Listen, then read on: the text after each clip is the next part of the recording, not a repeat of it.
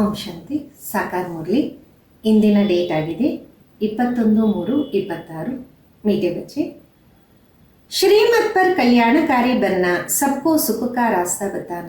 ಬಾಬಾ ತಿಳಿಸ್ತಾರೆ, ಮಧುರಾದ ಮಕ್ಕಳೇ, ಶ್ರೀಮತದಂತೆ ಕಲ್ಯಾಣಕಾರಿಯಾಗಿ ಎಲ್ಲರಿಗೂ ಸುಖದ ದಾರಿಯನ್ನ ತೋರಿಸಿ. ಪ್ರಶ್ನೆಯಾಗಿದೆ, ಕಿಸಿ ಭಿ ಪ್ರಕಾರ ಕಿ ಗಫಲತ್ ಹೋನೆ ಕಾ ಮುಖ್ಯ ಕಾರಣ ಕ್ಯಾ ಹೈ? ಯಾವುದೇ ಪ್ರಕಾರದ ತಪ್ಪು ನಡೆಯೋದಕ್ಕೆ ಕಾರಣ ಏನು? ಉತ್ತರ ಆಗಿದೆ दे अभिमान.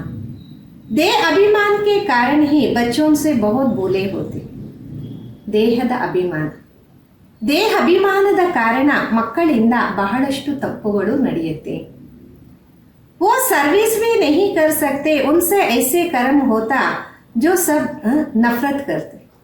ಅವರಿಂದ ಸೇವೆನೂ ಆಗಲ್ಲ, ಅವರಿಂದ ಅಂತಹ ಕರ್ಮ ಆಗತ್ತೆ, ಎಲ್ಲರೂ ಅವರನ್ನ ನೋಡಿ ದ್ವೇಷ ಮಾಡ್ತಾರೆ.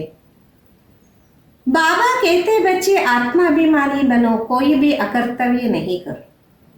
ತಂದೆ ಅಂತಾರೆ, ಮಕ್ಕಳೇ ಆತ್ಮ ಅಭಿಮಾನಿಯಾಗಿ ಯಾವುದೇ ಅಕರ್ತವ್ಯದ ಕರ್ಮವನ್ನ ಮಾಡಕ್ ಹೋಗ್ಬೇಡಿ. श्रीमत हो सर्विस में अच्छे अच्छे प्लान बनाओ. मुरली सुनकर धारण करो, इसमें बेपरवाह नहीं. ಕ್ಷೀರಖಂಡವಾಗಿ ಸೇವೆಯಲ್ಲಿ ಒಳ್ಳೊಳ್ಳೆ ಪ್ಲಾನ್ ಮಾಡಿ, ಮುರಳಿಯನ್ನ ಕೇಳಿ ಧಾರಣೆ ಮಾಡಿ, ಇದರಲ್ಲಿ ಉದಾಸೀನ ಮಾಡಕ್ ಹೋಗ್ಬೇಡಿ. ಹಾಡಾಗಿದೆ, ಚೋಡವೇದೆ ಆಕಾಶ ಸಿಂಹಾಸನ್ ಇಸ್ ಧರ್ತಿ ಪರ್ ಆಜಾರೆ. ಆಕಾಶ ಸಿಂಹಾಸನವನ್ನ ಬಿಟ್ಟು ಈ ಭೂಮಿಗೆ ಬನ್ನಿ. ಓಂ ಶಾಂತಿ. रूहानी बच्चों प्रति रूहानी बाबा की श्रीमत. अभी हम सब सेंटर्स के बच्चों से बात कर रहे हैं. ಆತ್ಮೀಯ ಮಕ್ಕಳ ಪ್ರತಿ ಆತ್ಮಿಕ ತಂದೆ ಶ್ರೀಮತ್. ಈಗ ನಾವು ಎಲ್ಲ ಸೆಂಟರಿನ ಮಕ್ಕಳ ಜೊತೆ ಮಾತಾಡ್ತಾ ಇದ್ದೀವಿ. आप जो त्रिमूर्ति गोला जाट सीडी लक्ष्मी नारायण का चित्र और श्री कृष्ण का चित्र, ये 6 चित्र मुख्य है. ಈಗಂತೂ ತ್ರಿಮೂರ್ತಿ, ಕಾಲಚಕ್ರ, ಕಲ್ಪವೃಕ್ಷ, ಮೆಟ್ಲ ಚಿತ್ರ, ಲಕ್ಷ್ಮೀನಾರಾಯಣನ ಚಿತ್ರ, ಶ್ರೀಕೃಷ್ಣನ ಚಿತ್ರ, ಇದು 6 ಮುಖ್ಯವಾದದ್ದಾಗಿದೆ. ये जैसे पूरे प्रदर्शनी है, इसमें सब सार आ जाता. जैसे नाटक के पर्दे बनाए जाते एडवर्टाइज के लिए. ಇದು ಪೂರಿ ಪ್ರದರ್ಶನಿ ಸೆಟ್ ಆಗಿದೆ, ಇದರಲ್ಲಿ ಎಲ್ಲ ಸಾರ ಬಂದ್ಬಿಡುತ್ತೆ. ಯಾವ ರೀತಿ ನಾಟಕದ ಪ್ರದರ್ಶನಿಯನ್ನ ತಯಾರು ಮಾಡ್ತಾರೆ, ಅಡ್ವರ್ಟೈಸ್ ಮಾಡ್ತಾರೆ. वह कभी बरसात आदि में खराब नहीं होते, ऐसे ये मुख्य चित्र बनाना चाहिए. ಮಳೆಯಲ್ಲೂ ಅದು ಕೆಟ್ಟೋಗಲ್ಲ, ಆ ರೀತಿ ಮುಖ್ಯವಾಗಿ ಈ ಚಿತ್ರಗಳನ್ನು ತಯಾರು ಮಾಡಬೇಕಾಗಿದೆ. बच्चों को श्रीमत मिलती रूहानी सर्विस बढ़ाने के लिए, भारतवासी मनुष्यों का कल्याण के लिए. ಮಕ್ಕಳಿಗೆ ಶ್ರೀಮತ ಸಿಗತ್ತೆ ಆತ್ಮಿಕ ಸೇವೆಯನ್ನು ಬೆಳೆಸೋಕ್ಕೋಸ್ಕರ, ಭಾರತವಾಸಿ ಮಕ್ಕಳ ಕಲ್ಯಾಣಕ್ಕೋಸ್ಕರ. गाते भी है कल्याणकारी बेहद का बाप है, तो जरूर कोई अकल्याणकारी भी होगा. ಗಾಯನನು ಮಾಡಲಾಗತ್ತೆ ಕಲ್ಯಾಣಕಾರಿ ಅನಂತವಾದ ತಂದೆ ಅಂದ ಮೇಲೆ ಅಕಲ್ಯಾಣನೂ ಇರುವುದಲ್ಲ. जिस कारण बाप को आकर फिर कल्याण करना पड़ता. ಆದ ಕಾರಣ ತಂದೆನೇ ಬಂದು ಕಲ್ಯಾಣವನ್ನ ಮಾಡಬೇಕಾಗುತ್ತೆ. रूहानी बच्चे जिसका कल्याण हो रहा है, इन बातों को समझ सकते हैं. ಆತ್ಮಿಕ ಮಕ್ಕಳು, ಅವರಿಂದ ಕಲ್ಯಾಣ ನಡೀತಾ ಇದೆ, ಈ ವಿಷಯಗಳನ್ನ ಅರ್ಥ ಮಾಡ್ಕೋಬಹುದಲ್ಲ. जैसे हमारा कल्याण हुआ तो हम फिर औरों का करते, ऐसे बाबा को भी चिंता चलता कैसे कल्याण करें. ಯಾವ ರೀತಿ ನಮ್ಮ ಕಲ್ಯಾಣ ಆಯಿತು, ನಾವು ಇತರರ ಕಲ್ಯಾಣವನ್ನ ಮಾಡ್ತೀವಿ, ಆ ರೀತಿ ತಂದೆಗೂ ಚಿಂತೆ ಆಗತ್ತೆ ಯಾವ ರೀತಿ ಇತರರ ಕಲ್ಯಾಣವನ್ನ ಮಾಡೋದು. युक्तियां बता रहे हैं 6x9 साइज के शीट पर ये चित्र बनाना चाहिए. ಯುಕ್ತಿಗಳನ್ನು ತಿಳಿಸ್ತಾ ಇದೆ. 6x9 ಸೈಜಿನ ಶೀಟಲ್ಲಿ ಈ ಚಿತ್ರಗಳನ್ನು ತಯಾರು ಮಾಡಬೇಕು. दिल्ली जैसे शहर में अक्सर करके बहुत मनुष्य आते, जहाँ गवर्नमेंट की असेंबली आदि होती. ದೆಹಲಿ ಅಂತಹ ಊರುಗಳಲ್ಲಿ ಬಹಳಷ್ಟು ಮನುಷ್ಯರು ಬರ್ತಾರೆ. ಅಲ್ಲಿ ಗೌರ್ಮೆಂಟಿನ ಅಸೆಂಬ್ಲಿ ಎಲ್ಲ ಆಗತ್ತೆ. सेक्रेटरीट तरफ बहुत लोग आते, वहाँ ये चित्र रखना चाहिए, बहुतों का कल्याण करने अर्थ बाप मत देते. ಸೆಕ್ರೆಟರಿಯೇಟ್ ಕಡೆಗೆ ಬಹಳಷ್ಟು ಜನ ಬರ್ತಾರೆ. ಅಲ್ಲಿ ಇಂಥ ಚಿತ್ರಗಳನ್ನು ಇಡಬೇಕು, ಬಹಳಷ್ಟು ಜನರ ಕಲ್ಯಾಣಕ್ಕೋಸ್ಕರ ತಂದೆ ಮತವನ್ನು ನೀಡ್ತಾರೆ. ऐसे टिन पर बहुत चित्र बनाए, देही अभिमानी बन बाबा की सर्विस में लगा. ಈ ರೀತಿ ಟಿನ್ ಶೀಟಲ್ಲಿ ಚಿತ್ರಗಳನ್ನು ತಯಾರು ಮಾಡಬೇಕು. ದೇಹಿ ಅಭಿಮಾನಿಯಾಗಿ ಬಾಬುವರ ಸೇವೆಯಲ್ಲೇ ತೊಡಗಿರಬೇಕಾಗಿದೆ. बाप राय देते ये चित्र हिंदी और अंग्रेजी में बनाना चाहिए. ये 6 ಚಿತ್ರ ಮುಖ್ಯ ಜಾಗ पर लगा दो. ತಂದೆ ಆಜ್ಞೆಯನ್ನು ನೀಡ್ತಿದ್ದಾರೆ. ಈ ಚಿತ್ರಗಳು ಹಿಂದಿ ಮತ್ತು ಇಂಗ್ಲಿಷಲ್ಲಿ ತಯಾರು ಮಾಡಬೇಕು. ಈ 6 ಚಿತ್ರಗಳು ಮುಖ್ಯವಾದ ಸ್ಥಾನದಲ್ಲಿ ಇಡಿ. अगर ऐसे मुख्य स्थानों पर लग जाए तो तुम्हारे पास सौकड़ों समझने के लिए आएंगे. ಈ ರೀತಿ ಮುಖ್ಯವಾದ ಸ್ಥಾನದಲ್ಲಿ ಇಟ್ಟಾಗ ನಿಮ್ಮ ಹತ್ರ ಸಾವಿರಾರು ಜನ ಬರ್ತಾರೆ ಅರ್ಥ ಮಾಡ್ಕೊಳಕ್ಕೆ. परंतु बच्चों में देह अभिमान के कारण बहुत भूलें होती है. ऐसे कोई मत समझे कि मैं पक्का देही अभिमान. ಆದರೆ ಮಕ್ಕಳಲ್ಲಿ ದೇಹ ಅಭಿಮಾನ ಇರುವ ಕಾರಣ ಬಹಳಷ್ಟು ತಪ್ಪುಗಳಾಗತ್ತೆ. ಈ ರೀತಿ ಅನ್ಕೋಬೇಡಿ, ನಾನಂತೂ ಪಕ್ಕಾ ದೇಹಿ ಅಭಿಮಾನಿ. गलतियां तो बहुत होती, सच नहीं बताते, समझाया जाता. ऐसा कोई कर्तव्य नहीं करो जो खराब नफरत आए, इसमें देह अभिमान है. ತಪ್ಪುಗಳು ಬಹಳಷ್ಟು ಆಗತ್ತೆ, ಆದರೆ ಸತ್ಯವನ್ನ ತಿಳಿಸಲಾಗತ್ತೆ. ಆ ರೀತಿ ಕರ್ತವ್ಯವನ್ನ ಮಾಡಬೇಡಿ, ಕೆಟ್ಟ ದೃಷ್ಟಿಯಿಂದ ನೋಡೋ ರೀತಿ. ಅಂದ್ರೆ ಇವರಲ್ಲಿ ದೇಹ ಅಭಿಮಾನ ಇದೆ. तुम सदा युद्ध के मैदान में हो और जागा तो 10-20 वर्ष तक युद्ध चलती. ತಾವಂತೂ ಸದಾ ಯುದ್ಧದ ಮೈದಾನದಲ್ಲಿ ಇರ್ತೀರಿ. ಬೇರೆ ಕಡೆ 10-20 ವರ್ಷ ಮಾತ್ರ ಯುದ್ಧ ನಡೆಯುತ್ತೆ. तुम्हारा माया से अंत तक युद्ध चलती, परंतु है गुप्त जिसको कोई जान नहीं सकता. ಆದರೆ ಮಾಯೆ ಜೊತೆ ಅಂತ್ಯದವರೆಗೂ ಯುದ್ಧ ನಡೆಯುತ್ತೆ, ಆದರೆ ಗುಪ್ತ, ಯಾರಿಗೂ ಇದರ ಬಗ್ಗೆ ಗೊತ್ತಿಲ್ಲ. गीता में जो महाभारत लड़ाई है वो जिस्मानी दिखाई, परंतु ये रूहानी है. ಗೀತೆಯಲ್ಲಿ ಏನು ಮಹಾಭಾರತ ಯುದ್ಧವನ್ನ ತೋರಿಸಿದರೆ ಅದು ದೈಹಿಕ ತೋರಿಸಿದರೆ, ಇದಂತೂ ಆತ್ಮಿಕ ಆಗಿದೆ. रूहानी युद्ध है पांडवों की, ये जिस्मानी युद्ध जो परम पिता परमात्मा से विपरीत बुद्धि. ಆತ್ಮಿಕ ಯುದ್ಧ ಪಾಂಡವರದಾಗಿದೆ. ಇನ್ನು ದೈಹಿಕ ಯುದ್ಧ ಪರಪಿತ ಪರಮಾತ್ಮನ ವಿಪರೀತ ಬುದ್ಧಿಯಿಂದ ನಡೆಯುತ್ತೆ. तुम ब्राह्मण कुल भूषणों की प्रीत बुद्धि है, तुमसे और संग तोड़ एक बाबा के संग जोड़ने. ತಾವು ಬ್ರಾಹ್ಮಣ ಕುಲ ಭೂಷಣರು, ತಮ್ಮದು ಪ್ರಿಯವಾದ ಬುದ್ಧಿಯಾಗಿದೆ. ತಾವು ಇತರರ ಸಂಘವನ್ನ ಬಿಟ್ಟು ಒಬ್ಬ ತಂದೆಯ ಸಂಘವನ್ನ ಜೋಡಣೆ ಮಾಡ್ತೀರಾ. बहुत बार देह अभिमान होने कारण भूल जाते, फिर अपना ही पदभ्रष्ट करते. ಬಹಳಷ್ಟು ಸಲ ದೇಹ ಅಭಿಮಾನದ ಕಾರಣ ತಪ್ಪಾಗತ್ತೆ, ಮತ್ತೆ ತಮ್ಮದೇ ಆದಂತಹ ಪದವಿಯನ್ನ ಭ್ರಷ್ಟ ಮಾಡ್ಕೊಂತಾರೆ. फिर अंत में बहुत पश्चाताप करना पड़ेगा, कुछ कर नहीं सकते. ಮತ್ತೆ ಅಂತ್ಯದಲ್ಲಿ ಬಹಳಷ್ಟು ಪಶ್ಚಾತ್ತಾಪ ಮಾಡಬೇಕಾಗತ್ತೆ, ಏನು ಮಾಡೋಕ್ಕಾಗಲ್ಲ. ये कलप कलप की बाजी है. इस समय कोई अकर्तव्य करते हैं तो कल्प कल्पांतर के लिए पदभ्रष्ट हो जाए. ಕಲ್ಪದು ಫಿಕ್ಸ್ ಆಗ್ಬಿಡತ್ತೆ. ಈ ಸಮಯದಲ್ಲಿ ಯಾರಾದರೂ ಅಕರ್ತವ್ಯದ ಕರ್ತವ್ಯವನ್ನ ಮಾಡಿದ್ರೆ ಕಲ್ಪಾಂತರಕ್ಕೋಸ್ಕರ ಪದಭ್ರಷ್ಟರಾಗ್ಬಿಡ್ತಾರೆ. ಬಡ ಘಾಟ ಪಡ್ ಜಾತ, ಬಹಳಷ್ಟು ಲಾಸ್ ಆಗ್ಬಿಡತ್ತೆ.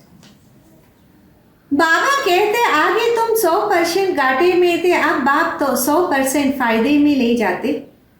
ತಂದೆ ಹೇಳ್ತಾರೆ, ಮೊದಲು ತಾವು 100% ಲಾಸ್ ಅಲ್ಲಿ ಇದ್ರಿ, ಈಗ ತಂದೆ 100% ಲಾಭದ ಕಡೆಗೆ ಕರ್ಕೊಂಡು ಹೋಗ್ತಾರೆ. तो श्रीमत पर चलना और एक बच्चे को कल्याणकारी बनना. ಶ್ರೀಮತದಂತೆ ನಡಿಬೇಕು, ಪ್ರತಿಯೊಂದು ಮಗು ಕಲ್ಯಾಣಕಾರಿ ಆಗ್ಬೇಕು. सबको सुख का रास्ता बताना, सुख है ही स्वर्ग में, नर्क है दुख। क्यों? ये है विशेष दुनिया, वो वैसलस थी, अब विशेष दुनिया बनी है. ಎಲ್ಲರೂ ಸುಖದ ದಾರಿಯನ್ನೇ ತಿಳಿಸಬೇಕು. ಸುಖ ಆಗಿದೆ ಸ್ವರ್ಗದಲ್ಲಿ, ನರಕದಲ್ಲಿ ದುಃಖ ಇದೆ. ಯಾಕೆ? ಈಗಂತೂ ವಿಕಾರಿ ಪ್ರಪಂಚ ಅಲ್ಲ, ನಿರ್ವಿಕಾರಿ ಇತ್ತು, ಈಗ ವಿಕಾರಿ ಪ್ರಪಂಚ ಆಗಿದೆ. फिर बाप वैसलस बनाते, ये बातों को दुनिया में कोई नहीं जानते. ಮತ್ತೆ ತನ್ನೇ ನಿರ್ವಿಕಾರಿಯಾಗಿ ಮಾಡ್ತಾರೆ. ಈ ಮಾತುಗಳನ್ನು ಪ್ರಪಂಚದಲ್ಲಿ ಯಾರೂ ತಿಳ್ಕೊಂಡಿಲ್ಲ. तो मुख्य ये चित्र परमानेंट स्थानों पर लगाना चाहिए. पहला नंबर दिल्ली मुख्य, सेकंड बॉम्बे और कलकत्ता. कोई को ऑर्डर देने से शीट पर बना सकते. ಮುಖ್ಯವಾದದ್ದು ಈ ಚಿತ್ರಗಳು ಪರ್ಮನೆಂಟ್ ಸ್ಥಾನದಲ್ಲಿ ಇದನ್ನ ಹಾಕಬೇಕಾಗಿದೆ. ಮೊದಲನೇ ನಂಬರ್ ಡೆಲ್ಲಿ ಮುಖ್ಯವಾದದ್ದು, ಸೆಕೆಂಡ್ ಬಾಂಬೆ, ನಂತರ ಕಲ್ಕತ್ತಾ. ಶೀಟಲ್ಲಿ ಆರ್ಡರ್ ಮಾಡಿಸಬೇಕಾಗಿದೆ. आगरा में भी घूमने के लिए बहुत आते बच्चे, सर्विस तो बहुत अच्छी कर सकते और भी कुछ कर्तव्य करके दिखाए. ಆಗ್ರಾದಲ್ಲೂ ತಿರುಗೋದಕ್ಕೆ ಜನ ಬಹಳಷ್ಟು ಬರ್ತಾರೆ. ಮಕ್ಕಳು ಸೇವೆ ಚೆನ್ನಾಗಿ ಮಾಡಿ ತೋರಿಸ್ಬೋದು, ಏನಾದರೂ ಕರ್ತವ್ಯವನ್ನು ಮಾಡಿ ತೋರಿಸಿ. ये चित्र बनाने में कोई तकलीफ नहीं, सिर्फ अनुभव चाहिए. ಈ ಚಿತ್ರಗಳನ್ನು ಮಾಡೋದ್ರಲ್ಲಿ ಯಾವ ಕಷ್ಟನೂ ಇಲ್ಲ, ಆದರೆ ಅನುಭವ ಬೇಕಷ್ಟೇ. सिर्फ एक्सपीरियंस चाहिए. अच्छे बड़े चित्र हो जो कोई दूर से ही पढ़ सके. ಗೋಳಾ भी बड़ा बन जाना चाहिए. ಅನುಭವ ಬೇಕಷ್ಟೇ. ಬಹಳ ದೊಡ್ಡ ಚಿತ್ರಗಳು ದೂರದಿಂದ ಓದುವ ರೀತಿ ಇರಬೇಕು. ಕಾಲಚಕ್ರನು ದೊಡ್ಡದಿರಲಿ. सेफ्टी से रखना पड़े, जो कोई खराब ना करे. यज्ञ में असुरों के विघ्न पड़ते क्योंकि ये है नया बात. ಬಹಳ ಸುರಕ್ಷತೆಯಿಂದ ಇರಬೇಕು, ಯಾರು ಕೊಳಕು ಮಾಡ್ದಿರ. ಯಜ್ಞದಲ್ಲಿ ಅಸುರರ ವಿಘ್ನ ಬೀಳತ್ತೆ, ಯಾಕೆಂದರೆ ಇದು ಹೊಸ ಮಾತಲ್ವ. ये दुकान निकाल बैठे हैं, आखिर में सब समझ जाएंगे कि हम उतरते आए जरूर कुछ कामी है. बाप है कल्याणकर. ಎಲ್ಲರೂ ಅವರವರ ಅಂಗಡಿಗಳನ್ನು ತಗೊಂಡು ಕೂತವ್ರೆ. ಖಂಡಿತ ಎಲ್ಲರಿಗೂ ಅರ್ಥ ಆಗತ್ತೆ, ನಾವು ಇಳಿತಾ ಬಂದ್ವಿ, ನಮ್ಮಲ್ಲೂ ಏನೋ ಬಲಹೀನತೆ ಇದೆ. ತಂದೆಯಾಗಿದ್ದರೆ ಕಲ್ಯಾಣಕರ್. वही बता सकते भारत का कल्याण कैसे और कब हुआ. भारत तो तमो प्रधान कौन बनाते, फिर सतो प्रधान कौन बनाते. ये चक्र कैसे फिरता कोई नहीं जानता. ಅವರೇ ತಿಳಿಸ್ತಾರೆ ಭಾರತ ಕಲ್ಯಾಣಕಾರಿ ಹೆಂಗಿತ್ತು, ಯಾವಾಗಿತ್ತು. ಭಾರತವನ್ನ ತಮೋ ಪ್ರಧಾನ ಯಾರು ಮಾಡೋದು, ಮತ್ತೆ ಸತೋ ಪ್ರಧಾನರಾಗಿ ಯಾರು ಮಾಡುತ್ತಾರೆ. ಈ ಚಕ್ರ ಯಾವ ರೀತಿ ತಿರುಗುತ್ತೆ ಯಾರಿಗೂ ಗೊತ್ತಿಲ್ವಲ್ಲ. ಸಂಗಮ ಯುಗ ಕೋ ನಹೀ ಜಾನ್ತೆ कहते ಭಗವಾನ್ ಯುಗೆ ಯುಗೆ ಆತ. ಸಂಗಮ ಯುಗದ ಅರಿವೇ ಇಲ್ಲ ಅಂದ್ಬಿಡ್ತಾರೆ, ಭಗವಂತ ಯುಗೆ ಯುಗೆ ಬರ್ತಾರೆ. कवि कहते भगवान तो नाम रूप से न्यारा, भारत प्राचीन स्वर्ग था ना. ಕೆಲವೊಂದ್ಸಲ ಅಂತಾರೆ ಭಗವಂತ ನಾಮ ರೂಪದಿಂದ ಅತೀತ, ಭಾರತ ಪ್ರಾಚೀನ ಸ್ವರ್ಗ ಆಗಿತ್ತು. ये भी कहते क्राइस्ट से 3000 वर्ष पहले देवताओं का राज्य था, फिर कल्प की आयु लंबा दे दिया तो बच्चों को देही अभिमानी बनने की बड़ी मेहनत कर. ಇದು ಸಹ ಅಂತಾರೆ ಕ್ರೈಸ್ತನ ಹಿಂದೆ 3000 ವರ್ಷ ಮೊದಲು ದೇವತೆಗಳ ರಾಜ್ಯ ಇತ್ತು. ಕಲ್ಪದ ಆಯುಷ್ಯು ದೊಡ್ಡದಾಗಿ ಕೊಟ್ಟಿದ್ದಾರೆ. ಮಕ್ಕಳು ದೇಹಿ ಅಭಿಮಾನಿ ಆಗೋದ್ರಲ್ಲಿ ಬಹಳ ಶ್ರಮ ಇದೆ. आधा कलप सत्युग त्रेता में तुम आत्मा अभिमानी थे परंतु परमात्मा अभिमानी नहीं थे. यहाँ तो फिर तुम देह अभिमानी बन पड़े. ಅರ್ಧ ಕಲ್ಪ ಸತ್ಯುಗ ತ್ರೈತಾದಲ್ಲಿ ತಾವು ಆತ್ಮ ಅಭಿಮಾನಿಯಾಗಿದ್ರು, ಆದರೆ ಪರಮಾತ್ಮ ಅಭಿಮಾನಿ ಆಗಿರಲಿಲ್ಲ. ಇಲ್ಲಂತೂ ಮತ್ತೆ ದೇಹಿ ಅಭಿಮಾನಿಗಳಾಗ್ಬಿಟ್ಟಿದ್ದೀರಾ. फिर देही अभिमानी बनना पड़े. यात्रा अक्षर भी है परंतु अर्थ नहीं समझते. ಈಗ ಆತ್ಮ ಅಭಿಮಾನಿ ಆಗಬೇಕು. ಯಾತ್ರೆ ಅನ್ನುವ ಅಕ್ಷರನೂ ಇದೆ, ಆದರೆ ಅದರ ಅರ್ಥದ ಅರಿವಿಲ್ಲ. मन बनावों का अर्थ है रूहानी यात्रा पर पर रहो, ये आत्माए मुझ बाबा को याद करो. ಮನ್ಮನಾಭವದ ಅರ್ಥ ಆತ್ಮಿಕ ಯಾತ್ರೆಯಲ್ಲಿರಿ. ಈ ಆತ್ಮಗಳೇ ನನ್ನ ತಂದೆಯನ್ನ ನೆನಪು ಮಾಡಿ. श्री कृष्ण ऐसे कह ना सके, उन पर कोई कलंक लगा ना सके. ये भी बाबा ने समझाया. सीढ़ी जब उतरते तो आधा कलब काम चिता पर बैठ काले हो जाते. ಶ್ರೀಕೃಷ್ಣ ಯಾವತ್ತೂ ಈ ರೀತಿ ಹೇಳಕ್ ಸಾಧ್ಯ ಇಲ್ಲ. ಅವರ ಮೇಲೆ ಕಲಂಕವನ್ನ ಹಾಕಿದರು. ಇದು ಸಹ ಬಾಬಾ ತಿಳಿಸ್ಕೊಟ್ರು. ಮೆಟ್ಲು ಯಾವಾಗ ಇಳಿತಾರೆ ಆಗ ಅರ್ಧ ಕಲ್ಪ ಕಾಮಚಿತೆಯಲ್ಲಿ ಕುತ್ಕೊಂಡು ಕಪ್ಪಗಾಗಿದ್ದಾರೆ. ಆಗ ಐಹಿ ಐರನ್ ಏಜ್ ಉಸ್ಕಿ ಸಂಪ್ರದಾಯ ಖಾಲಿ ಹೋಗೈ. ಈಗಂತೂ ಕಬ್ಬಿಣದ ಪ್ರಪಂಚ ಆಗಿದೆ, ಸಂಪ್ರದಾಯನೇ ಕಪ್ಪಾಗ್ಬಿಟ್ಟಿದೆ. सबका सवार सावरा रूप कैसे बनाया, ಚಿತ್ರ ಆದಿ ಜೋ ಬಿ ಬನಾಯಿ ಸ ಬೇ ಸಮಜಿ. ಎಲ್ಲರದು ಕಪ್ಪು ರೂಪ ಹೆಂಗಾಗೋಯ್ತು, ಏನೆಲ್ಲ ಚಿತ್ರಗಳು ತಯಾರು ಮಾಡಿದರೆ ತಿಳುವಳಿಕೆ ಇಲ್ಲದೆ ಮಾಡಿದ್ದಾರೆ. ಉನ್ಕೋ ಹಿ ಶಾಮ್ ಫಿರ್ ಸುಂದರ್ कहना ये कैसे हो सकता. उनको कहा जाता अंधश्रद्धा से गुड़ियों की पूजा करना. ಅವರಿಗೆ ಶಾಮನಿಂದ ಸುಂದರ ಅಂತ ಯಾವ ರೀತಿ ಹೇಳಕ್ ಸಾಧ್ಯ? ಇದಕ್ಕೆ ತಿಳಿಸಲಾಗತ್ತೆ, ಮೂಢನಂಬಿಕೆಯಿಂದ ಗೊಂಬೆಗಳ ಪೂಜೆಯನ್ನ ಮಾಡ್ತಾರೆ. गुड़ियों का नाम रूप ऑक्यूपेशन आदि हो नहीं सकता. तुम भी पहले गुड़ियों की पूजा करते थे ना. ಗೊಂಬೆಗಳ ನಾಮ ರೂಪ ಕರ್ತವ್ಯ ಏನು ಆಗಕ್ ಸಾಧ್ಯ ಇಲ್ಲ. ತಾವು ಮೊದಲು ಗೊಂಬೆಗಳ ಪೂಜೆಯನ್ನ ಮಾಡ್ತಿದ್ರಲ್ಲ.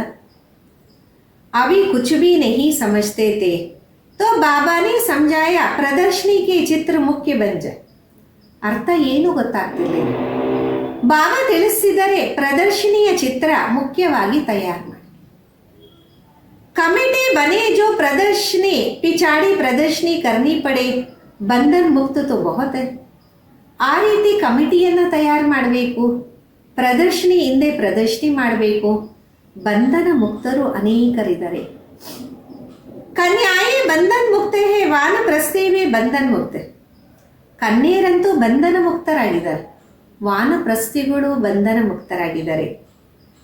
तो बच्चों को डायरेक्शन अमल में लाना चाहिए, ये है गुप्त पांडव. ಮಕ್ಕಳು ಡೈರೆಕ್ಷನ್ ಅನ್ನ ಪ್ರಾಕ್ಟಿಕಲ್ ಅಲ್ಲಿ ತರಬೇಕು. ಇದಾಗಿದೆ ಗುಪ್ತ ಪಾಂಡವರ ಮಾತು. कोई को भी पहचानने नहीं आता, बाप भी गुप्त ज्ञान भी गुप्त है. ಯಾರಿಗೂ ಅರ್ಥನೇ ಆಗೋದಿಲ್ಲ, ತಂದೆನೂ ಗುಪ್ತ ಆಗಿದ್ದಾರೆ, ಜ್ಞಾನನೂ ಗುಪ್ತ ಆಗಿದೆ. वहाँ मनुष्य मनुष्य को ज्ञान देते, यह परमात्मा बाप ज्ञान देते आत्ಮ. ಅಲ್ಲಿ ಮನುಷ್ಯ ಮನುಷ್ಯನಿಗೆ ಜ್ಞಾನ ಕೊಡ್ತಾರೆ, ಇಲ್ಲಿ ಪರಮಾತ್ಮ ತಂದೆ ಜ್ಞಾನವನ್ನ ನೀಡ್ತಾರೆ ಆತ್ಮಗಳಿಗೆ. परंतु ये नहीं समझते आत्मा ज्ञान लेती, क्योंकि ये आत्मा को निर्लेप कह देते.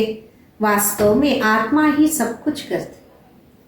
ಆದರೆ ಇದು ಅರಿವಾಗೋದಿಲ್ಲ, ಆತ್ಮ ಜ್ಞಾನವನ್ನ ಪಡೆಯುತ್ತೆ, ಆದರೆ ಅಲ್ಲಿ ಆತ್ಮವನ್ನ ನಿರ್ಲೇಪ ಅಂತ ಹೇಳ್ಬಿಟ್ಟಿದ್ದಾರೆ. ವಾಸ್ತವದಲ್ಲಿ ಆತ್ಮನೇ ಎಲ್ಲವನ್ನ ಮಾಡುತ್ತೆ. पुनर्जन्म आत्मा लेते कर्म अनुसार. बाप ये सब पॉइंट्स अच्छी रीति बुद्धि में डाल. ಪುನರ್ಜನ್ಮ ಆತ್ಮನೇ ಪಡೆಯುತ್ತೆ ಕರ್ಮದ ಅನುಸಾರ. ತಂದೆ ಎಲ್ಲ ಪಾಯಿಂಟ್ಸ್ ಅನ್ನ ಚೆನ್ನಾಗಿ ಬುದ್ಧಿಯಲ್ಲಿ ಹಾಕ್ಬಿಟ್ಟಿದ್ದಾರೆ. सब सेंटर्स में नंबरवार देही अभिमानी, जो अच्छी रीति समझते वो फिर समझाते. ಎಲ್ಲ ಸೆಂಟರ್ಸ್ ಅಲ್ಲಿ ಆತ್ಮಿಕ ಸ್ಥಿತಿಯಲ್ಲಿ ನಂಬರ್ವಾರ್ ಇದ್ದಾರೆ. ಯಾರು ಚೆನ್ನಾಗಿ ಅರ್ಥ ಮಾಡ್ಕೊಂತಾರೆ ಮತ್ತೆ ಇತರರಿಗೂ ತಿಳಿಸ್ತಾ ಹೋಗ್ತಾರೆ. दे अभिमानी ना कुछ समझते ना समझा सकते, मैं कुछ समझती नहीं हूँ, ये भी देह अभिमान. ದೇಹದ ಅಭಿಮಾನ ಉಳ್ಳವರು ಏನು ಅರ್ಥ ಮಾಡ್ಕೊಳಲ್ಲ, ನಾನು ಏನು ಅರ್ಥ ಮಾಡ್ಕೊಳಲ್ಲ ಅನ್ನೋದು ಸಹ ಒಂದು ದೇಹ ಅಭಿಮಾನ ಆಗಿದೆ. अरे तुम तो आत्मा हो, बाप आत्माओं को बैठ समझाते. अरे ತಾವಂತೂ ಆತ್ಮಗಳಾಗಿದ್ದೀರಾ, ತಂದೆ ಆತ್ಮಗಳಿಗೆ ಕುತ್ಕೊಂಡು ಎಲ್ಲವನ್ನ ತಿಳಿಸ್ತಾರೆ. दिमाग ही खुल जाना चाहिए, तकदीर में नहीं है तो खुलता ही नहीं. ಬುದ್ಧಿನೇ ಓಪನ್ ಆಗಬೇಕು, ಅದೃಷ್ಟದಲ್ಲಿ ಇಲ್ಲ ಅಂದರೆ ಓಪನ್ ಆಗೋದೇ ಇಲ್ಲ. बाप तदबीर कराते परंतु तकदीर में नहीं तो पुरुषार्थ में नहीं करते है बहुत सहज अलफ और ಬೇಸಮಜ್ನ. ತಂದೆ ಅದೃಷ್ಟವನ್ನು ತಯಾರು ಮಾಡಿಸ್ತಾರೆ, ಆದರೆ ಅದೃಷ್ಟದಲ್ಲಿ ಇಲ್ಲ ಅಂದರೆ ಪುರುಷಾರ್ಥನೂ ಮಾಡಲ್ಲ. ಇದು ಬಹಳ ಸಹಜ. ತಂದೆ ಮತ್ತು ಆಸ್ತಿಯನ್ನು ತಿಳ್ಕೋಬೇಕು. बेहद के बाप से वर्षा मिलता तुम भारतवासी सब गॉड गॉडेज थे प्रजा भी ऐसे ही थे इस समय पतित बनकर. ಅನಂತವಾದ ತಂದೆಯಿಂದ ಆಸ್ತಿ ಸಿಗತ್ತೆ. ತಾವು ಭಾರತವಾಸಿಗಳು ಎಲ್ಲರೂ ದೇವಿ ದೇವತೆ ಆಗಿದ್ರು, ಪ್ರಜೆಗಳು ಅದೇ ರೀತಿ ಇದ್ದು. ಈ ಸಮಯದಲ್ಲಿ ಎಲ್ಲರೂ ಪತಿತರಾಗಿದ್ದಾರೆ. ಕಿತನಾ ಸಮझाया जाता अपने को आत्मा समझ बाबा को याद करो. ಎಷ್ಟೊಂದು ತಿಳಿಸಲಾಗತ್ತೆ. ತಮ್ಮನ್ನ ತಾವು ಆತ್ಮ ಅಂತ ತಿಳಿದು ತಂದೆಯನ್ನ ನೆನಪು ಮಾಡಿ. बाबा कहते बच्चे हमने तुमको गॉड गॉडेज बनाया तुम अब क्या बन गए हो. ತಂದೆ ಅಂತಾರೆ, ಮಕ್ಕಳೇ ನಾನು ನಿಮಗೆ ದೇವಿ ದೇವತೆಯಾಗಿ ಮಾಡಿದ್ದೆ, ಇವಾಗ ತಾವೇನಾಗ್ಬಿಟ್ಟಿದ್ದೀರಾ. यहाँ तो मनुष्य और ही खराब हो गए. मनुष्यों में क्रोध भी कितना है लाखों को मार देते. ಇಲ್ಲಂತೂ ಮನುಷ್ಯರು ಎಷ್ಟು ಕೆಟ್ಟವರಾಗ್ಬಿಟ್ಟಿದ್ದಾರೆ. ಮನುಷ್ಯನಿಗೆ ಎಷ್ಟು ಕೋಪ ಬರುತ್ತೆ, ಲಕ್ಷಾಂತರ ಜನನ್ನ ಸಾಯಿಸ್ಬಿಡ್ತಾರೆ. भारत जो वैशाली बना फिर इनको शिवालय शिव बाबा बनाते. बाप कितना अच्छी ರೀತಿ समझाते. ಭಾರತ ಏನು ವೈಶಾಲ್ಯ ಆಗಿದೆ, ಇದನ್ನ ಶಿವ ಬಾಬಾ ಶಿವಾಲಯವಾಗಿ ಮಾಡ್ತಾರೆ. ಎಷ್ಟು ಚೆನ್ನಾಗಿ ತಿಳಿಸಲಾಗುತ್ತೆ. ಡೈರೆಕ್ಷನ್ ದೇತೆ ಐಸೆ ಐಸೆ ಕರು ಚಿತ್ರ ಬನಾವ್. ಡೈರೆಕ್ಷನ್ ಅನ್ನ ಕೊಡ್ಲಾಗುತ್ತೆ, ಈ ರೀತಿ ಮಾಡಿ ಚಿತ್ರವನ್ನ ತಯಾರು ಮಾಡಿ. फिर जो बड़े बड़े मनुष्य उन्हों को समझाओ ये प्राचीन योग है, प्राचीन नॉलेज सबको सुनानी चाहिए. ದೊಡ್ಡ ದೊಡ್ಡ ವ್ಯಕ್ತಿಗಳಿಗೆ ತಿಳಿಸಿ, ಇದು ಪ್ರಾಚೀನ ಯೋಗ, ಪ್ರಾಚೀನ ಜ್ಞಾನ ಎಲ್ಲರಿಗೂ ಹೇಳಬೇಕು. हॉल लेकर प्रदर्शनी लगानी उन्हों को तो पैसे आदि कुछ नहीं लेना चाहिए. ಹಾಲ್ ತಗೊಂಡು ಪ್ರದರ್ಶನಿಯನ್ನು ಹಾಕಿ ಅವರಿಗೆ ಹಣನು ತಗೊಳ್ಳುವಂಥ ಅವಶ್ಯಕತೆ ಇಲ್ಲ. फिर भी जो ठीक समझे तो कराया ले. चित्र तो आप देखो, चित्र देखेंगे तो फिर जट पैसा वापस कर दे. ಚೆನ್ನಾಗಿ ಅರ್ಥ ಮಾಡ್ಕೊಳೋರು ಬಾಡಿಗೆನೂ ತಗೊಳಲ್ಲ. ಚಿತ್ರವನ್ನು ನೋಡಿದಾಗ ತಕ್ಷಣ ಹಣನು ವಾಪಸ್ ಮಾಡ್ತಾರೆ. से युक्ति से समझाना चाहिए, ಅಥಾರಿಟಿ तो हाथ में रहती है ना. ಬಹಳ ಯುಕ್ತಿಯಿಂದ ತಿಳಿಸ್ಬೇಕಾಗಿದೆ. ಅಥಾರಿಟಿ ಅಂತೂ ಕೈಯಲ್ಲಿ ಇರುತ್ತಲ್ಲ. चाहे तो सब कुछ कर सकते वो थोड़े ही समझते, विनाश काले विपरीत बुद्धि तो विनाश को प्राप्त हो. ಅಂದ್ಕೊಂಡ್ರೆ ಎಲ್ಲವನ್ನ ಮಾಡ್ಬೋದಾಗಿದೆ. ಅವ್ರಿಗೆ ಏನು ಗೊತ್ತು, ವಿನಾಶ ಕಾಲದಲ್ಲಿ ವಿಪರೀತ ಬುದ್ಧಿ ವಿನಾಶವನ್ನ ಪ್ರಾಪ್ತಿ ಮಾಡ್ಕೊಳತ್ತೆ. पांडवों ने तो भविष्य में पद पाया, सो भी राज्य पीछे भविष्य में होगा, अब थोड़े ही होगा. ಪಾಂಡವರು ಭವಿಷ್ಯದಲ್ಲಿ ಪದವಿಯನ್ನ ಪಡೀತಾರೆ, ರಾಜ್ಯ ನಂತರ ಭವಿಷ್ಯದಲ್ಲಾಗತ್ತೆ, ಈಗಂತೂ ಅಲ್ವಲ್ಲ. ये मकान आधे सब टूट जाएंगे, अब बाबा ने समझाया प्रदर्शनी भी करनी चाहिए. ಈ ಮನೆಯೆಲ್ಲ ಮುರಿದೋಗತ್ತೆ. ಬಾಬಾ ಇದನ್ನು ತಿಳಿಸಿದರೆ ಪ್ರದರ್ಶನಿಯನ್ನ ಮಾಡಬೇಕು. खूब अच्छी तरह से कार्ड पर निमंत्रण दो. तुम पहले बड़ों को समझाओ तो मदद भी करे. ಚೆನ್ನಾಗಿ ಕಾರ್ಡನ್ನು ಪ್ರಿಂಟ್ ಮಾಡಿ ನಿಮಂತ್ರಣವನ್ನು ಕೊಡಿ, ದೊಡ್ಡವರಿಗೆ ತಿಳಿಸ್ಕೊಡಿ, ಸಹಯೋಗ ಸಿಗತ್ತೆ. ಬಾಕಿ ಸೋಯೆ ನಹಿ ರಹನ, ಕೈ ಬಚ್ಚೆ ದೇಹ ಅಭಿಮಾನ ಮೇ ಸೋಯೆ ರಹ.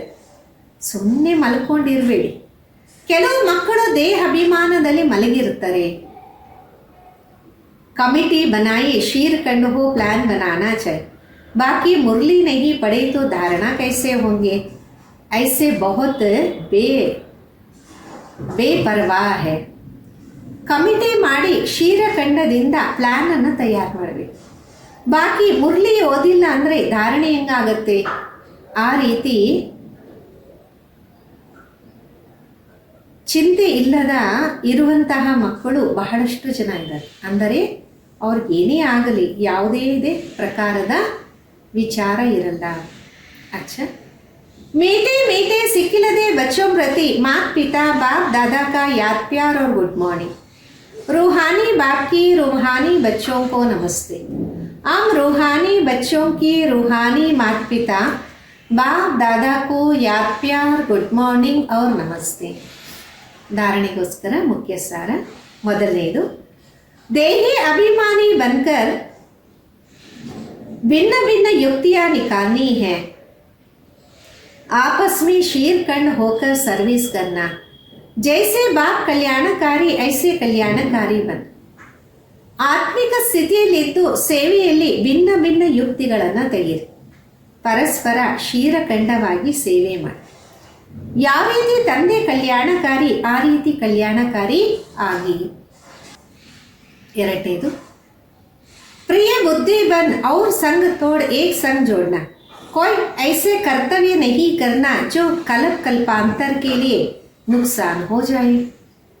ಪ್ರಿಯ ಬುದ್ಧಿ ಉಳ್ಳವರಾಗಿ ಬೇರೆ ಸಂಘವನ್ನು ಬಿಟ್ಟು ಒಂದು ಸಂಘವನ್ನು ಜೋಡಣೆ ಮಾಡಬೇಕು. ಅಂತಹ ಅಕರ್ತವ್ಯದ ಕರ್ಮವನ್ನು ಮಾಡಬಾರ್ದು. ಕಲ್ಪ ಕಲ್ಪ ಲಾಸ್ ಆಗುವ ರೀತಿ. ವರದಾನ, बेहद की वैराग्य वृत्ति द्वारा नष्टो मोह स्मृति स्वरूप बनने वाले अचल अडोल भव. ಅನಂತವಾದ ವೈರಾಗ್ಯ ವೃತ್ತಿಯಿಂದ ನಷ್ಟೋ ಮೋಹ ಸ್ಮೃತಿ ಸ್ವರೂಪರಾಗುವಂಥವರು ಅಚಲ ಅಡೋಲ ಭವ. जो सदा बेहद के वैराग्य वृत्ति में रहते वो कभी किसी भी दृश्य को देख घबरावे या हिलते नहीं, सदा अचल अडोल रहते. ಯಾರು ಸದಾ ಅನಂತವಾದ ವೈರಾಗ್ಯ ವೃತ್ತಿಯಲ್ಲಿರ್ತಾರೆ ಅವರೆಂದು ಯಾವುದೇ ದೃಶ್ಯವನ್ನು ನೋಡಿ ಭಯಪಡೋದಿಲ್ಲ, ಅಲ್ಲಾಡೋದಿಲ್ಲ, ಸದಾ ಅಚಲ ಅಡೋಲವಾಗಿರ್ತಾರೆ. क्योंकि बेहद का वैराग्य वृत्ति से नष्टो मोह स्मृति स्वरूप बन जाते. ಯಾಕೆಂದರೆ ಅನಂತವಾದ ವೈರಾಗ್ಯ ವೃತ್ತಿಯಿಂದ ನಷ್ಟೋ ಮೋಹ ಸ್ಮೃತಿ ಸ್ವರೂಪರಾಗ್ಬಿಡ್ತಾರೆ. अगर थोड़ा बहुत कुछ देखकर अंश मात्र भी हलचल होती वह मोह उत्पन्न होता तो अंगद के समान अचल अडोल नहीं कही. ಸ್ವಲ್ಪನೂ ಏನಾದರೂ ನೋಡಿ ಅಂಶ ಮಾತ್ರನೂ ಏರುಪೇರು ಆದಾಗ, ಮೋಹದ ಉತ್ಪತ್ತಿ ಆದಾಗ ಅಂಗದನ ಸಮಾನ ಅಚಲ ಅಡೋಲ ಅಂತ ಹೇಳಕ್ಕೆ ಸಾಧ್ಯ ಇಲ್ಲ. बेहद के वैराग्य वृत्ति में गंभीरता के साथ रमणीकता भी समाई हुई.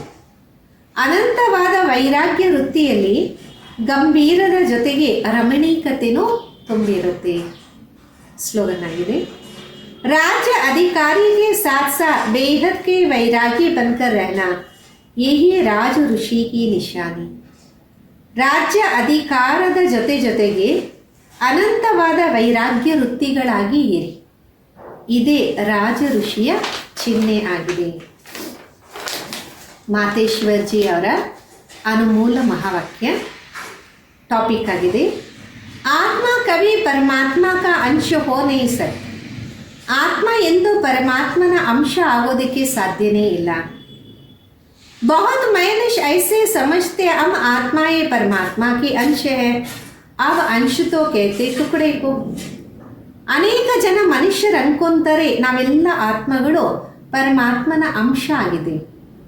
ಅಂಶ ಅಂದಾಗ ಒಂದು ತುಂಡಾಯ್ತಲ್ಲ. एक तरफ कहते परमात्मा अनादि अविनाशी तो ऐसे अनादि ಅವಿನಾಶಿ ಪರಮಾತ್ಮ ಕೋ ತುಕಡೆ ಮೇ ಕೈಸೆ ಲಾತೆ. ಒಂದು ಕಡೆ ಅಂತಾರೆ ಪರಮಾತ್ಮ ಅನಾದಿ ಅವಿನಾಶಿ ಅಂತ. ಅಂತಹ ಅವಿನಾಶಿ ಪರಮಾತ್ಮನನ್ನು ಒಂದು ಚೂರಲ್ಲಿ ಹೆಂಗೆ ತರಕ್ಕೆ ಸಾಧ್ಯ?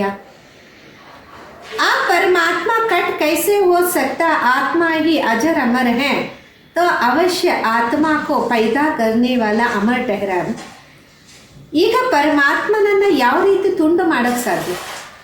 ಆತ್ಮ ಅಜರ ಅಮರ ಅವಿನಾಶಿ ಅಂದಮೇಲೆ ಅವಶ್ಯಕ ಆತ್ಮಕ್ಕೆ ಜನ್ಮ ಕೊಡುವಂಥವರು ಸಹ ಅಮರ ಆಗಿರ್ಬೋದಲ್ಲ. ಐಸೆ ಅಮರ್ ಪರಮಾತ್ಮ ಕೋ ತುಕಡೆ ಮೇ ಲೇ ಆನಾ ಗೋಯಾ ಪರಮಾತ್ಮ ಕೋ ಭಿ ವಿನಾಶಿ ಕರ್ ದಿಯಾ. ಆ ರೀತಿ ಪರಮಾತ್ಮನನ್ನು ತುಂಡಲ್ಲಿ ತಗೊಂಬರೋದು ಅಂದರೆ ಪರಮಾತ್ಮನನ್ನು ವಿನಾಶಿಯಾಗಿ ಮಾಡೋದು. लेकिन हम तो जानते हम आत्मा परमात्मा की संतान. ನಮಗಂತೂ ಅರಿವಿದೆ ನಾವು ಆತ್ಮ ಪರಮಾತ್ಮನ ಸಂತಾನ ಆಗಿದ್ದೀವಿ. आप उनके वंशज ठहरे अर्थात बच्चे ठहरे, वो फिर अंश कैसे हो सकता? ನಾವಂತೂ ಅವರ ವಂಶಕರು, ಅಂದರೆ ಅವರ ಸಂತಾನ ಆಗಿದೆ. ಅಂದಮೇಲೆ ಅಂಶ ಯಾವ ರೀತಿ ಆಗಕ್ಕೆ ಸಾಧ್ಯ? इसलिए परमात्मा के महावाक्य कि बच्चे मैं खुद तो इमॉर्टल हूँ, जागती ज्योत हूँ, मैं दिवा हूँ, मैं कभी बुझता नहीं. ಪರಮಾತ್ಮನ ಮಹಾವಾಕ್ಯ ಆಗಿದೆ, ಮಕ್ಕಳೇ ನಾನು ಸದಾ ಅಮರ ಆಗಿದ್ದೀನಿ, ಬೆಳಗುವಂತಹ ಜ್ಯೋತಿ ಆಗಿದ್ದೀನಿ, ದೀಪ ಆಗಿದ್ದೀನಿ, ನಾನೆಂದೂ ಹಾರೋದಿಲ್ಲ. ಆ ಸಭೆ ಮನುಷ್ಯಾತ್ಮೋं का दीपक जगता भी है तो बुझता भी है.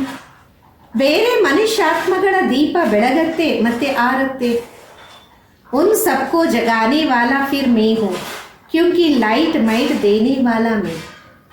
ಅವರ ಎಲ್ಲರನ್ನ ಬೆಳಗಿಸುವಂಥವನು ನಾನಾಗಿದ್ದೆ, ಯಾಕೆಂದರೆ ನಾನು ಬೆಳಕು ಶಕ್ತಿಯನ್ನ ನೀಡುವವನಾಗಿದ್ದೀನಿ.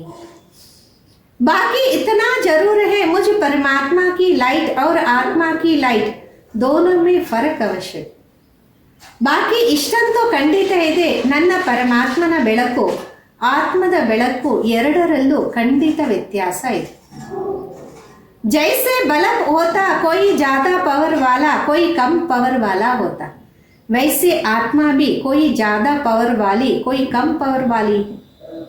ಯಾವ ರೀತಿ ಬಲ್ಬ್ ಇರುತ್ತೆ, ಕೆಲವೊಂದು ಜಾಸ್ತಿ ಪವರ್ ಇರುತ್ತೆ, ಕೆಲವೊಂದು ಕಡಿಮೆ ಪವರ್ ಇರುತ್ತೆ.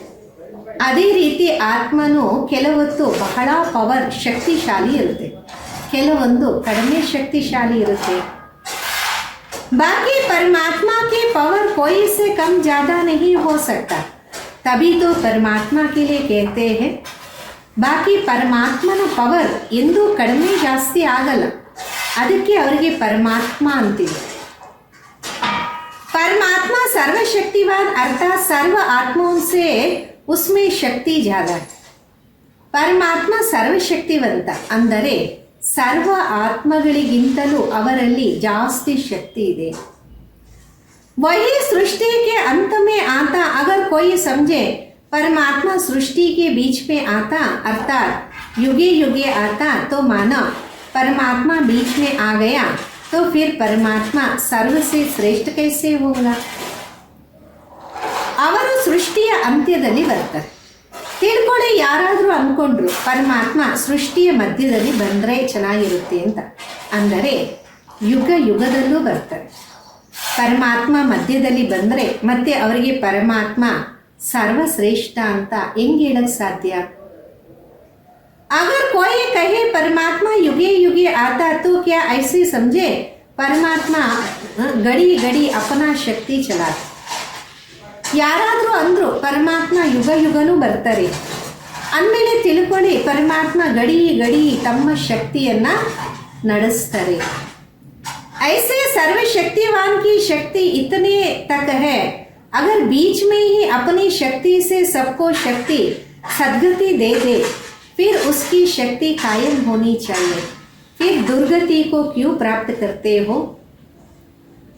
ಸರ್ವಶಕ್ತಿವಂತನ ಶಕ್ತಿ ಇಷ್ಟು ಮಾತ್ರ ಇರುತ್ತೆ. ಮಧ್ಯ ಮಧ್ಯದಲ್ಲಿ ಶಕ್ತಿ ಎಲ್ಲರಿಗೂ ಕೊಟ್ಟರೆ, ಅಂದರೆ ಸದ್ಗತಿಯನ್ನು ಕೊಟ್ಟರೆ ಮತ್ತೆ ಶಕ್ತಿ ಸ್ಥಿರವಾಗಿ ಇರಬೇಕಲ್ಲ, ಮತ್ತೆ ಯಾಕೆ ದುರ್ಗತಿಯಲ್ಲಿ ಬರ್ತೀರಾ? तो इससे सीधा है परमात्मा युगे युगे नहीं आता, अर्थात बीच बीच में नहीं आता. ಅಂದರೆ ಈ ಮಾತುಗಳಿಂದ ಸಿದ್ಧ ಆಗತ್ತೆ, ಪರಮಾತ್ಮ ಯುಗ ಯುಗದಲ್ಲೂ ಬರೋದಿಲ್ಲ, ಅಂದರೆ ಮಧ್ಯ ಮಧ್ಯದಲ್ಲಿ ಬರಲ್ಲ. तो आता है कल्प के अंत समय, एक ही बार अपनी शक्ति से सर्व की सद्गति करता. ಬರೋದು ಕಲ್ಪದ ಅಂತ್ಯದ ಸಮಯ, ಅಂದರೆ ಒಂದೇ ಸಲ ಬಂದು ತಮ್ಮ ಶಕ್ತಿಯಿಂದ ಸರ್ವರ ಸದ್ಗತಿಯನ್ನ ಮಾಡ್ತಾರೆ. जब परमात्मा ने इतनी बड़ी सर्विस की, तब उसका यादगार बड़ा शिवलिंग बनाया है और उनकी पूजा करते. ಯಾವಾಗ ಪರಮಾತ್ಮ ಇಷ್ಟು ದೊಡ್ಡ ಸೇವೆಯನ್ನ ಮಾಡ್ತಾರೆ, ಅದರ ಒಂದು ನೆನಪಾರ್ಥ ದೊಡ್ಡ ಶಿವಲಿಂಗವನ್ನ ಮಾಡಲಾಗತ್ತೆ, ಮತ್ತೆ ಅವರ ಪೂಜೆಯನ್ನು ಮಾಡಲಾಗತ್ತೆ. ತ ಅವಶ್ಯ ಪರಮಾತ್ಮ ಸತ್ಯ ಹೇ, ಚೈತನ್ಯ ಹೇ और आनंद स्वरूप है ಅಂದಮೇಲೆ ಖಂಡಿತ ಪರಮಾತ್ಮ ಸತ್ಯನೂ ಆಗಿದ್ದಾರೆ, ಚೈತನ್ಯನೂ ಆಗಿದ್ದಾರೆ, ಆನಂದ ಸ್ವರೂಪ ಆಗಿದ್ದಾರೆ. ಅವ್ಯಕ್ತ इशारे निश्चय के फाउंडेशन को मजबूत कर सदा निर्भय निश्चिंत. ನಿಶ್ಚಯದ ಫೌಂಡೇಶನ್ ಅನ್ನು ಗಟ್ಟಿ ಮಾಡಿಕೊಂಡು ಸದಾ ನಿರ್ಭಯ ಮತ್ತು ನಿಶ್ಚಿಂತರಾಗಿರಿ.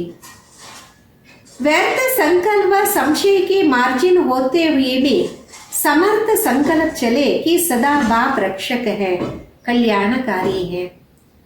व्यर्थ संशय, व्यर्ಥ ಸಂಕಲ್ಪ, ಸಂಶಯಕ್ಕೆ ಸಮಯ ಅಥವಾ ಸ್ಥಾನ ಇದ್ದರೂ ಸಮರ್ಥವಾದ ಸಂಕಲ್ಪಗಳೇ ನಡೆಯಲಿ. ಸದಾ ತಂದೆ ರಕ್ಷಕರಾಗಿದ್ದರೆ, ಕಲ್ಯಾಣಕಾರಿಯಾಗಿದ್ದಾರೆ. ಇಸ್ ನಿಶ್ಚಯಕ್ಕೆ ವಿಜಯ ಅವಶ್ಯ ಹೋತ. ಈ ಒಂದು ನಿಶ್ಚಯದ ವಿಜಯ ಖಂಡಿತ ಆಗತ್ತೆ. तो क्वेश्चन मार्क का टेढ़ा रास्ता ना ले, सदा कल्याणकारी की बिंदी लगाओ फुल स्टॉप.